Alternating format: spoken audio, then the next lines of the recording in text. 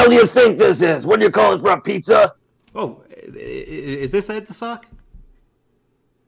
What are we doing, a radio play from the 30s? Hello? I'm here. I'm just a little taken aback. You're a little something. Maybe a lot something. Okay, well. Folks, Okay. tonight on Just Drew's show, we have a very exciting guest. Ed, my heart's pumping. Well, good, otherwise you'd be dead. Yeah, you know, I'm an anxious guy, Ed. Do we have to call 911 or are you going to do the interview? No, we'll do the interview. We'll do the interview. Because I have no problem. So you can dial 911. No, we're good. We're good. We're good. All right. Well, I'm good. I don't know about you. All right. Okay. All right. Relax. I'm just going to take a few deep breaths. What are you going to do? Start freaking meditating? Start playing Xenia? Going to play Xenia in the background? It's just a few deep breaths. Okay, that's good, because dead air is a good thing on a podcast. Let's just leave lots of dead air. That's something that this podcast is actually known for. Dead air? All right. Well, it's not going to want to take breath? You want to take the breaths together? Yeah. All right. You want to call them? Yeah. So breathe in, breathe out? Yeah, sure. Breathe in.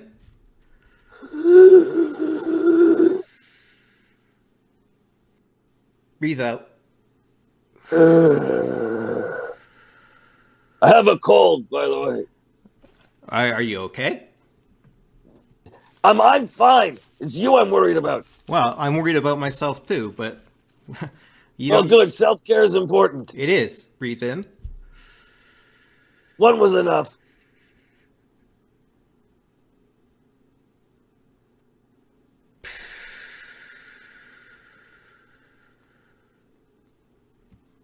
Okay. You all right? All right, you there? I'm good. What was your name again? My name is Drew. Drew. All right, Drew. Yeah, it's Drew. Well, I'm Ed. Nice to talk to you. Ed, it's great to talk to you. You are a Canadian icon. Yeah, that and a nickel. And one of the great Canadian hosts. Now, one of? Who else you put me up there with? Ben Mulrooney? Well, Ben's good. Sure. I mean, I watched Westworld. I like androids. He's got some personality. Well, okay. It's not his fault. In network TV now, if you have personality, they're terrified of you. Yeah, I know. It's your personality means that they don't think they can control you. Have you found that? Are you uncontrollable? No, I am a very reasonable individual. Okay. Everybody who worked with me knows that. All the management, well, sometimes I had to hand them their ass, but that was because they deserved it. But any personality, anything that they think is controversial. Though, of course, if you're on a show in the afternoon with a panel of women and it's on the set that was made possible by destroying much music with jackhammers and bulldozers so you could build the set, then you can be a little bit controversial. Yeah. But otherwise, no, you got to just sort of toe a line, I guess. Okay, because what I wanted to talk to you about today is being a host. Now, you were in contact. All right. You were in contact with the consulting producer of the show, Josiah Hughes. Is that correct? Is that what he is? I don't. Yeah, he's the consulting producer on the show. He works for the YYC podcast. Oh, he works for. That makes him a consulting producer. That's right. All right. And he's had. What does he do? Well, what kind of consulting does he do? Like, what does he do to help you? You know, to be honest, he hasn't done a lot to help us. He's well, he's got a title, consulting producer. Right. I mean, consulting producer means, okay, first of all, I guess you're the producer? I'm the host. I don't do any of the producing. Where's the producer? Well, we send it over to him afterwards. I guess he's more of an editor. Who's the editor? The producer's the editor? That's right, Zane. Zane. Well, Yeah. hello, Zane. Well, so you have a consulting producer, That's right. but no producer.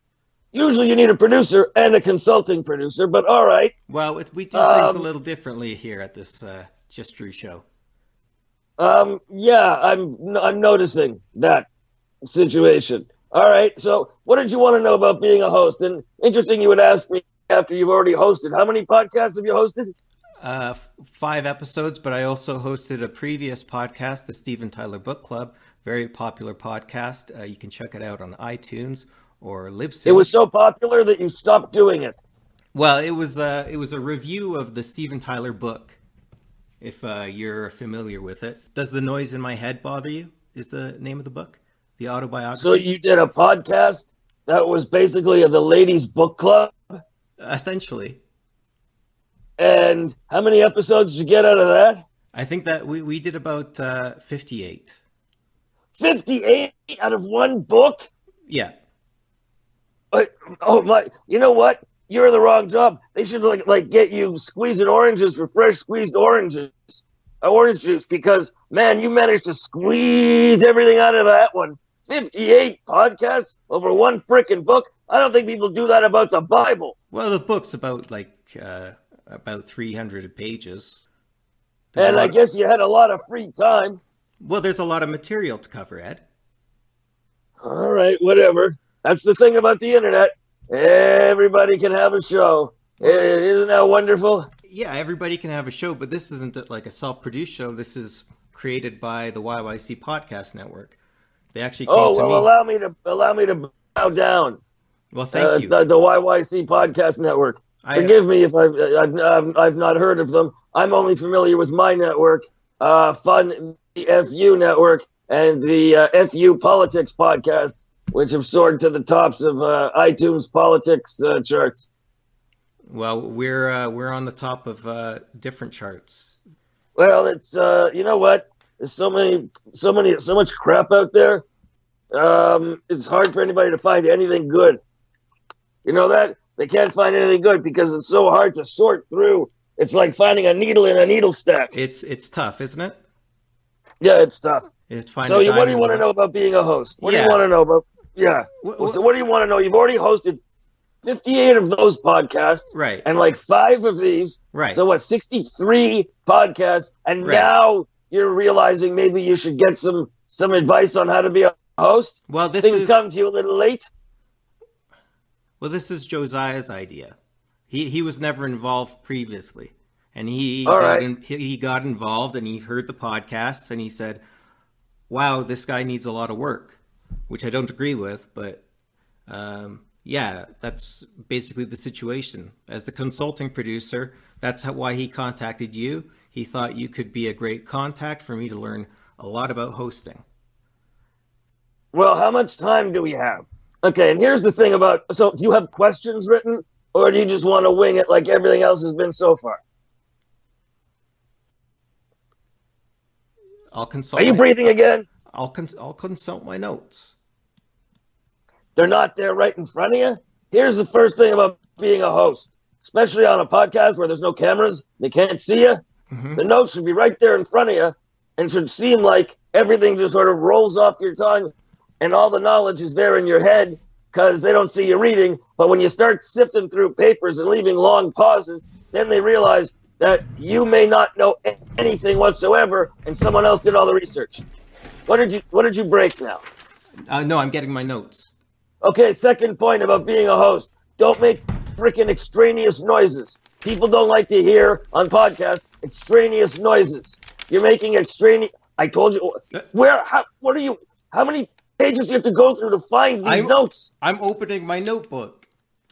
Why wasn't it open before the show? There's another lesson on being a host. Open the damn book. Can I interrupt? Questions. Can I interrupt?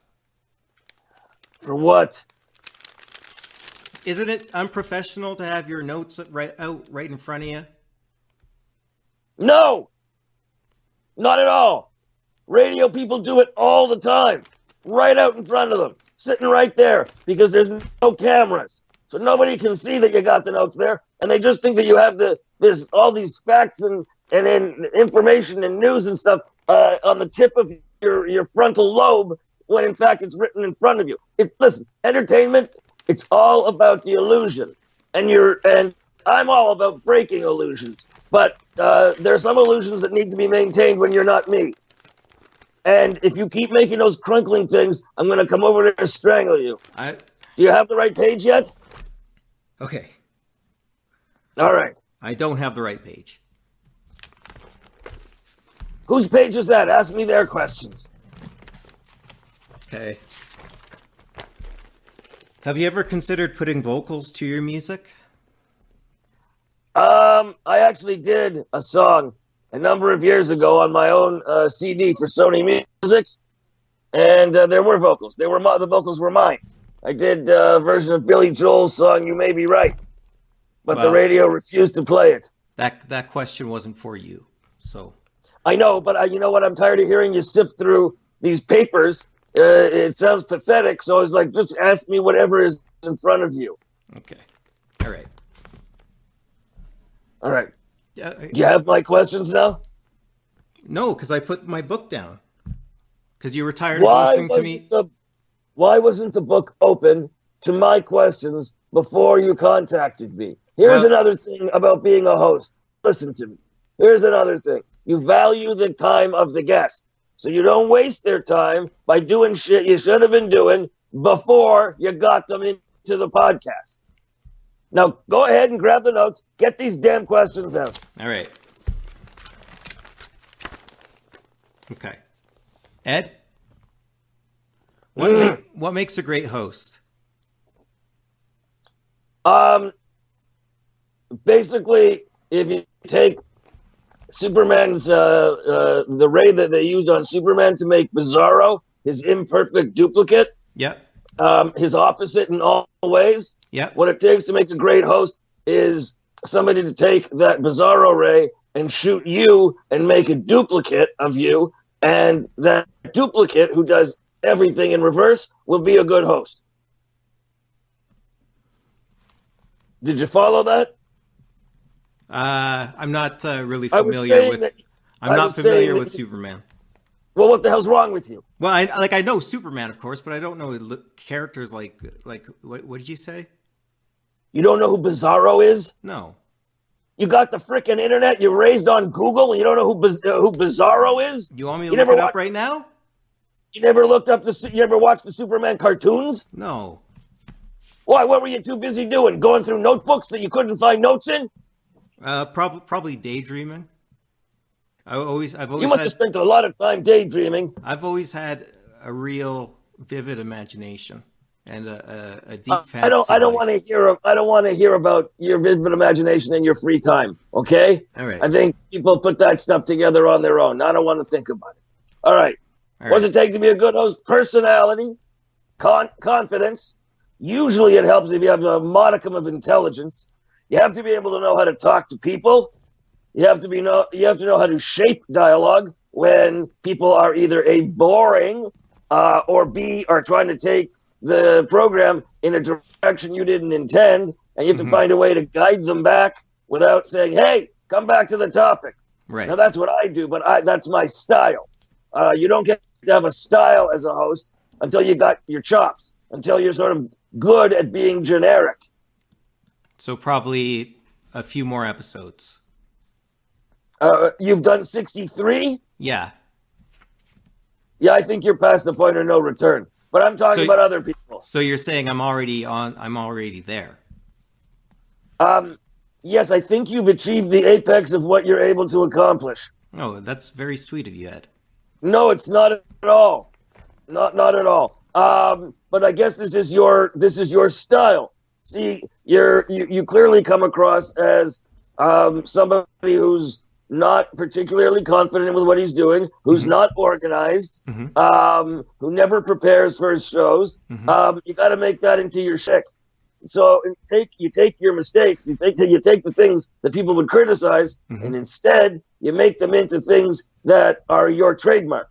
Like Much Music, we had no money to make anything, so we made our trademark that we produced TV on the cheap, that we did things, we mocked big TV by doing smaller scale versions and things like that. We didn't hide from the fact, so we didn't try to be this big network which looked big and slick, and then people would say, compare us to the actual big slick networks and say, you guys suck, you come up short. Instead, we did our own thing, so there was no one to compare us to. And then I quit, and George quit, Strombo quit, Rachel quit, Strombo, I meant Rick quit, and they started hiring spokesmodels and telling them what to say, instead of when in our generation, the generation before us of VJs, they just turned the camera on and said, be you. And they started trying to make things look slick. And you saw what happened. They crapped the bed. They died. So you guys kind of brought a little bit of a punk edge to it. How old are you? I'm 22.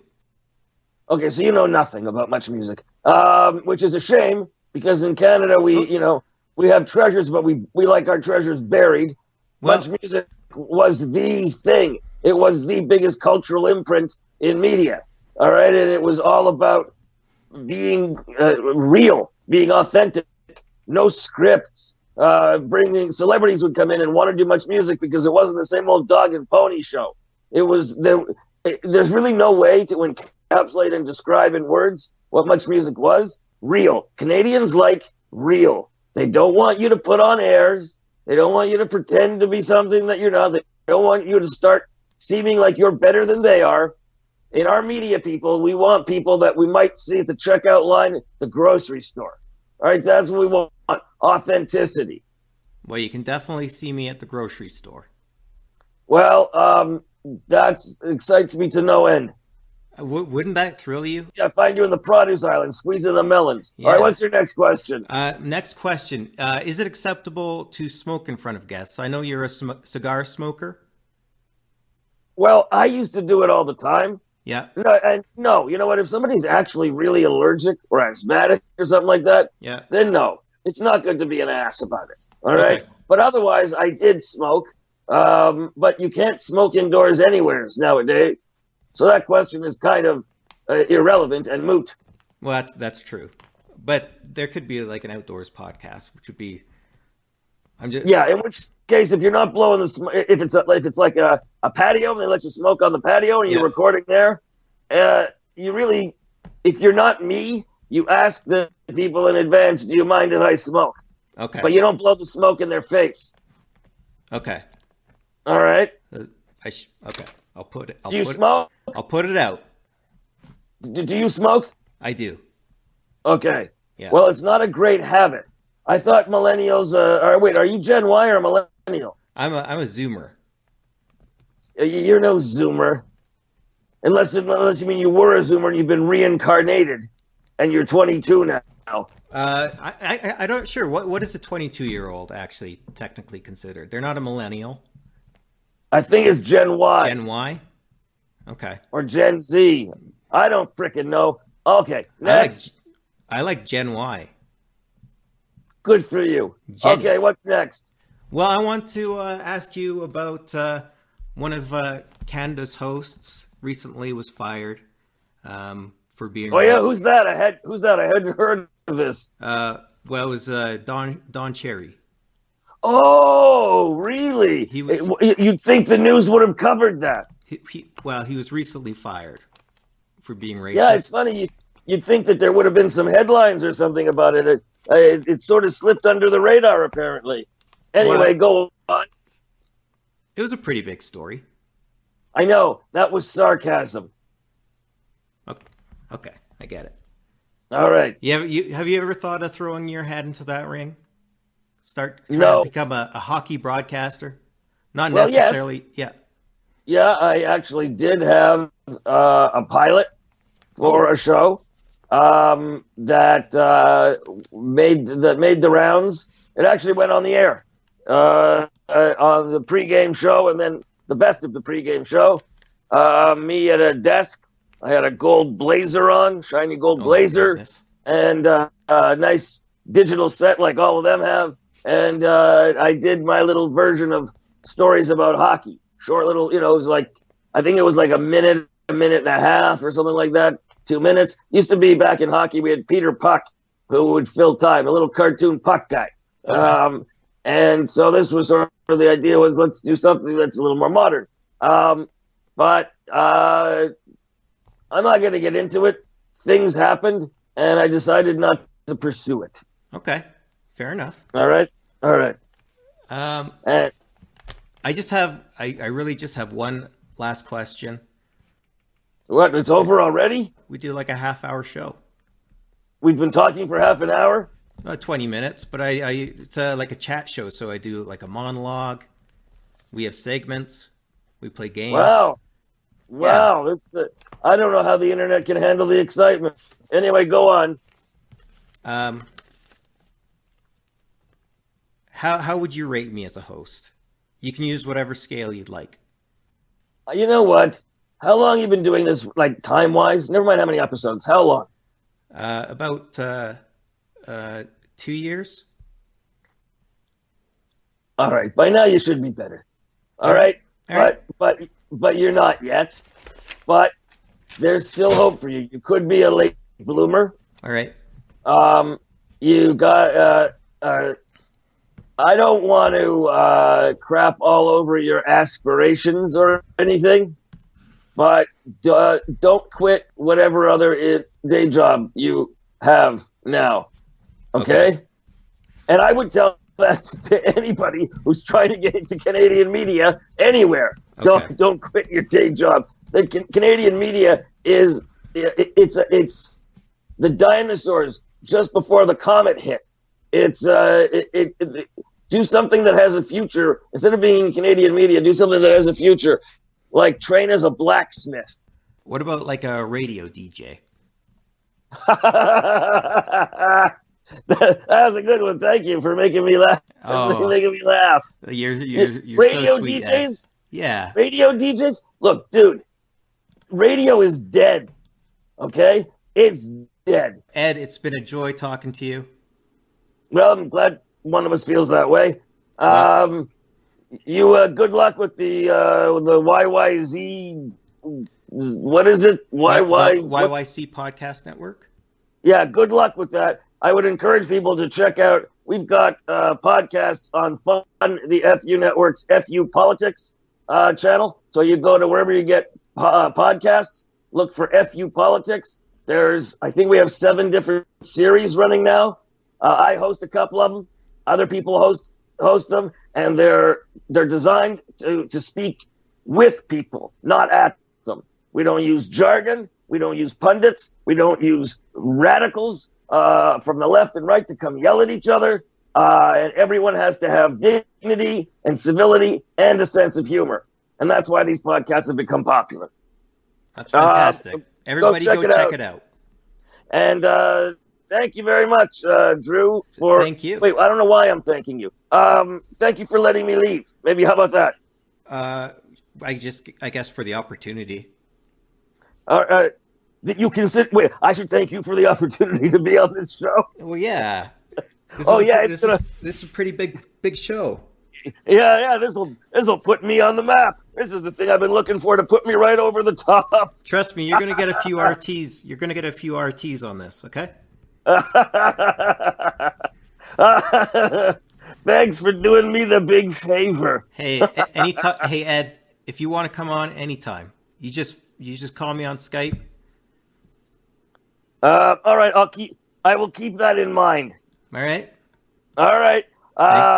And I wish you a long, healthy, happy career in something other than podcasting, because there's no money in podcasting for most people. Well, but good luck. All right, that's it. Enough. I gotta go. Thanks so much. Holding in my bladder. All right. See you later, Take care. Drew. Okay. Bye-bye. Bye.